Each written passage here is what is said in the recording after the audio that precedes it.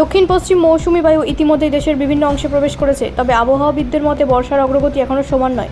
কোথাও ভারী বৃষ্টি হলেও মধ্য ও উত্তর ভারতের বিস্তীর্ণ অংশে এখনও বৃষ্টির ঘাটতি দেখা যাচ্ছে।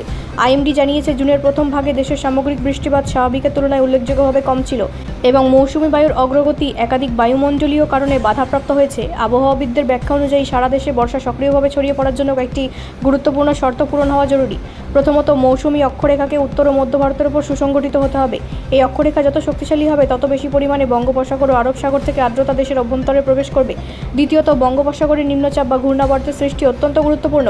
এই ধরনের আবহাওয়ার ব্যবস্থা তৈরি হলে তা পূর্ব ও মধ্য ও উত্তর পশ্চিম ভারতে বৃষ্টির বিস্তার ঘটায় এবং বর্ষাকে দ্রুত এগিয়ে নিয়ে যায়। তৃতীয়ত, বর্তমানে পশ্চিমী ঝঞ্ঝা ও কিছু প্রতিকূল উচ্চস্তরের বায়ুপ্রবাহ বর্ষার অগ্রগতিকে মন্থর করেছে। এই বাধা দুর্বল হলে মৌসুমি বায়ু আবার গতি পাবে। আইএমডি এর সাম্প্রতিক পূর্বাভাস বলেছে, আগামী 4 থেকে 5 দিনের মধ্যে মৌসুমি বায়ুর অগ্রগতির জন্য অনুকূল পরিবেশ তৈরি হতে পারে। এর ফলে ওড়িশা, ঝাড়খণ্ড, বিহার, ছত্তিশগড়, তেলেঙ্গানা এবং পূর্ব ও মধ্য ভারতে আরও কিছু অংশের বৃষ্টির পরিমাণ বাড়তে পারে।